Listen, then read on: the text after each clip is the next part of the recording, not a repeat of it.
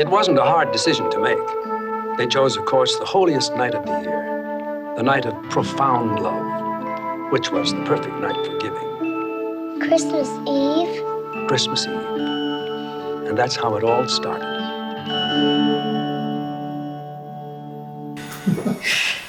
Cat, get out of the... No eating the lights. No, stop! Hi, everyone. Hello. I'm X. And I'm Z, and we're two generations that are actually getting along. Yeah, it's nuts, because that doesn't happen very often. We don't represent all of Gen X and Gen Z, we just kind of represent ourselves. But we are those different generations, and the way I view things is very different than how you view things. Yes. We're not perfect, obviously. We, Pretty obvious. don't hate each other. We're trying to do this as kind of like a daddy-daughter duo. I don't know how often that happens, but I'm really glad I get to work with my dad. So She's all right. No, she gives me energy, and I give her intangible benefits. So. Yes, and I bug him a lot. Seriously though, we are very grateful to all of you who've signed up, who found us. As of recording this, what are we at now? Nearly 500 subscribers. Yeah.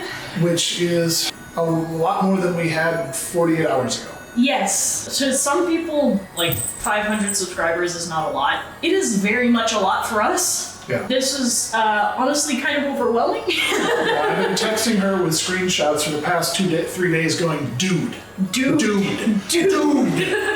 I just want to thank you for viewing our video, and the point of our channel is not just to critique movies, because anybody can do that. Yeah. And you can be really negative, and We don't want to do that. everybody's got an opinion, and what makes mine anymore. We want to encourage you, if you've got artistic inclinations and you need more encouragement to keep going, we want to be part of that. I'm an artist. I am mainly a writer, though. You've been writing for a while, but you're... Yeah, since I was 14, actually. These videos, everything you have displayed before you is my entire editing journey. And I've been an editor in film and TV for years and years and years, but I am looking to be an independent filmmaker. And so part of our channel here is to see if anyone out there would be interested in collaborating with us for the short film that we want to make. Yeah. And then you've got some great story ideas that you want to work. Yeah, I'm working really hard on that.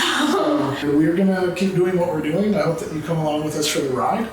We just hope that what we're putting out there keeps you going. Stop eating the movies. What movie are we watching today? It's not a movie. It was a television special. I didn't know that. I thought it was just a movie. Stop eating the movies. It's called The Cat Who Ate Christmas.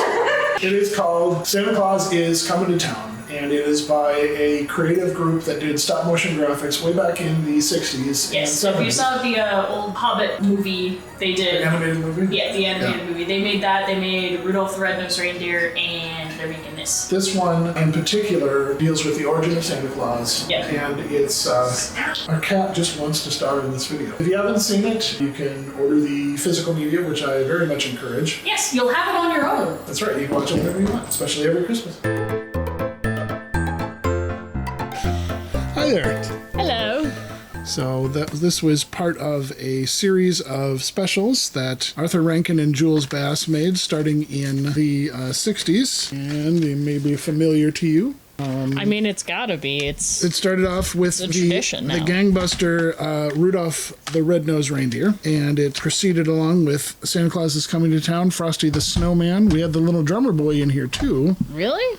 Yeah, and that was on DVD, and then we've got it on Blu-ray. We did it on 4K as well. But what's cool with this is that they had a feature on animators and filmmakers now who are influenced by these guys. Yeah, you have the whole list almost memorized. I'm gonna let you. Well, again, I was not alive when these were made, so I'm not that old. But the people who made ones that are now classics in our era, which is like Nightmare Before Christmas and Elf, they were heavily influenced by these guys and just the fun and the whimsy. And I mean, in Elf, they directly right. I mean, it's like it's personally in there. And then the guys who do a little more, edgy stuff like Paranorman and the Box Trolls. All of the animators there. It's they just all got inspired. It's actually quite remarkable. And what's cool about these guys is that they had their own look, they had their own studio, and they made an imprint on the culture that has lasted for 6 decades, which is that's saying something. That's pretty remarkable. We weren't even expecting it either. No, they worked on commercials before, and I guess they did a Pinocchio short. I think the Muppets did that too. Yeah. Yeah. It's interesting. You just sort of tried it out, and then they were able to make a special, and then they wound up sticking around for forever. We're still talking about it now. So what were your impressions when you were watching this? Is this the first time that you watched it? No, it's not, but it's so ingrained in my childhood. I couldn't entirely make fun of it, even though, obviously it's a little dated, but it has this childlike whimsy to it. And, again, all the characters look like toys. Yeah. And even though it's just abundantly cheesy. Well, years went by, and finally Chris was a fine young man. I'm a man now, Tanta. But it's genuine, not imitation cheese. Yes, exactly. It's not imitation cheese. It's just unapologetically itself. Yeah. What itself is innocence and sweetness. Kindness. It is. And, well, I'm deprived.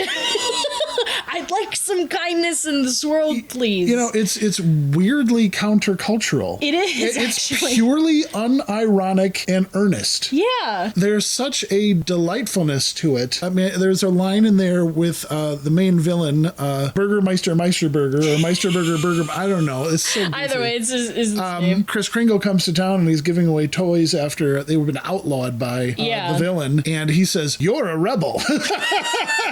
You are obviously a nonconformist and a rebel. Me? And we even made a joke with all the people who are wearing all gray, even while he's color and everything, and then everyone runs away when he brings up joy and toys, and it's just and we're it's 2025. Oddly enough, that's kind of relevant to my generation, and maybe when you are a little bit more experienced, you'll do it too. Grown-ups are scared and terrified of bright colors.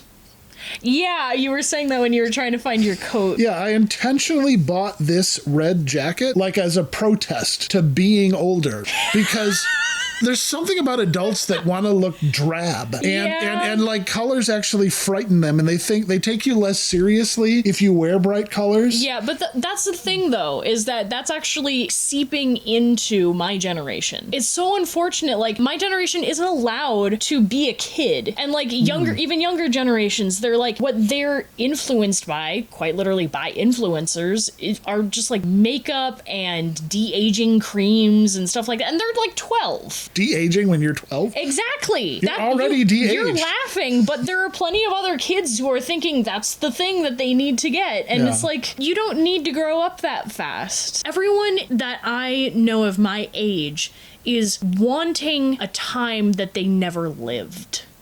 And this shows what good can be, and what innocence can be, and what joy can be. Yeah. It's beautiful, and it's not gonna apologize for it. Right, it's all in. There's no wink, ironic, postmodern meta about it. It's just a cute little fairy tale story. About how Santa Claus became Santa Claus. Right, and simple morality, and it's just nice. I know that's not cool, but so what? If their design aesthetic is consistent, they are a complete independent studio. They couldn't do all of the work, and so they hired an outside group of Japanese animators to do all of the stop motion. Yeah. And they still maintained the look. They wrote all their own songs, so for 20 years they were their own animation song composers. Yeah, most of the songs in this did not exist before this. Other than the classics that they spurned the specials from, but even Disney wasn't doing their own musical composition scores for the time that this was going on. You know, if anything, it might have inspired Disney, and that's really cool. What's neat about Santa Claus is Coming to Town is that it blended 2D animation. Yeah, I love that. And stop motion. The thing that actually got to me was the thing that made you laugh was just a very small moment where a hand that was animated in a book pointed to a toy, and then the toy jumped, and it was 3D. It was a 3D toy, and jumped into the 2D book and became a 2D character. Yes. And that was really cute. Yeah. And it looked nice, and I don't know, I was delighted. And that's actually pretty innovative thinking at the time, because you're used to everything being stop motion or the titles being in 2D animation. Yeah. But then they in that moment they brought those two worlds together, and it's sort of commented on itself. Yeah. And that's actually pretty great. Yeah, that and when they had her fake reflection in the water. Yes. She's looking in the water and supposedly seeing her reflection, and it's just a paper cut of her own face, but it was like, that's cute. You know what? It works. It conveyed what it needed to convey, and it was cute. In the mid-'60s, when they did Rudolph the Red-Nosed Reindeer, which is the most famous of all of these, they basically invented the television holiday special. Christmas specials really weren't like a genre. Yeah. You know? They created a new thing. I don't know about you, but I love to go on now YouTube to go see these cheesy old 70s and 80s Christmas specials, because there's sort of a sweet innocence to them. Yeah. And honestly, especially something like the Carpenters, these were vocalists. They could sing, and you can mock it all you want. Hilariously, recently I've been getting into Frank Sinatra of all things. Oh, really? Yeah. It's so emotional. And the vocalization is so clear. Yeah. And let's be honest, it's really classy. It's a classy move to groove to Sinatra. I didn't think I'd like it. I used to hate it. It's peaceful. Yeah. It has peace and joy to it. It does. And that's literally what Christmas is about. So yeah. So if you really want to be a cultural revolutionary, be kind on purpose. It's crazy. Oh my gosh. And it's okay to make art that is just pure sweetness. Yeah. But again, the art's got to be good.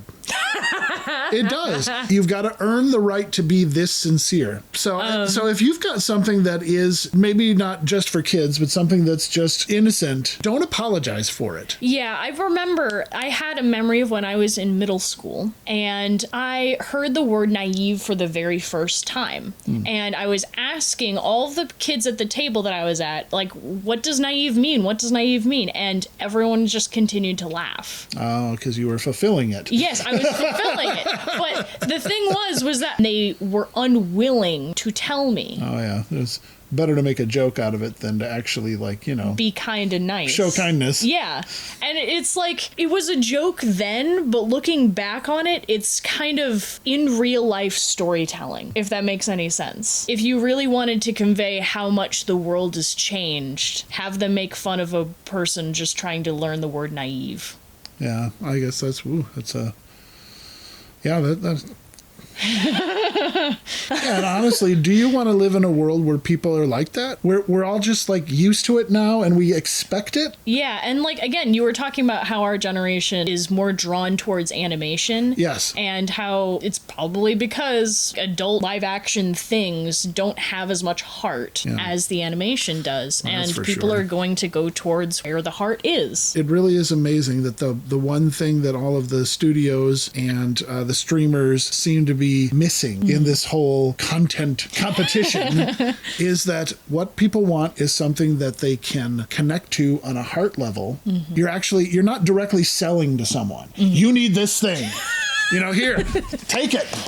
Just no, yeah. It's no, but you're here's human emotion. Here's kindness. Here's something sweet. Isn't that good? And then all of a sudden you're watching this for 60 years. Yeah. And then this lasts. Why does it last? Think about that. Why does it last? As an artist, you can influence people in ways that touch their heart. Yeah. Which is very different than any other kind of output that a human being can do. And that's what people are drawn towards too, is the heart. It's one of the hardest things to do as a writer and as an artist is to just present your heart on a platter and hope that it promotes someone to open their heart. Right, because you're putting it out there and it's like the world just wants to stomp on it.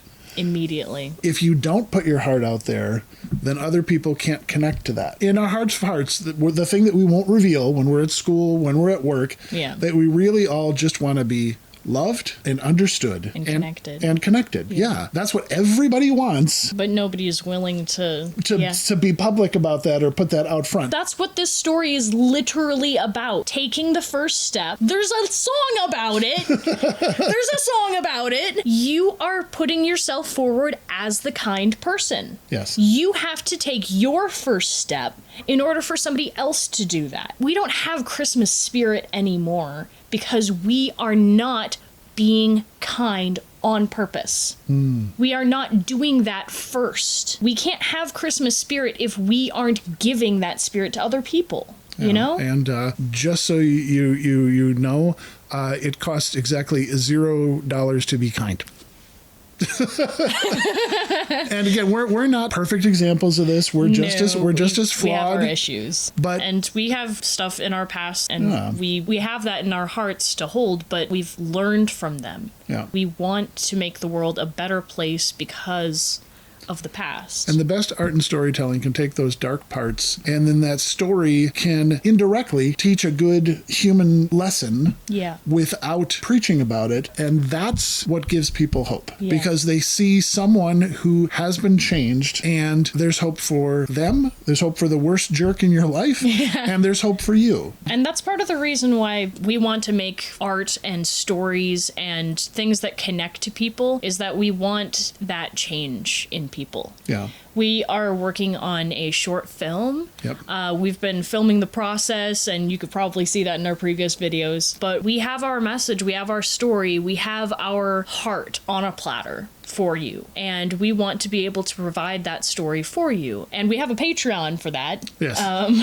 That's our journey. What's your journey? You can tell us in the comment section what projects you're working on. And please tell us what you think of what we've done so far, so that way we can work on the story and make it better. And it'll become clearer as we develop it a little bit more, but we're planning on in the new year shooting this. Yeah. We've got an actress lined up, but we don't want to do this without an intentionality behind it. Yeah. We don't want to do it just to do it. We can't really do it without your support and your help, even if you're just sending thoughts or your encouraging comments. A lot. Prayers are appreciated.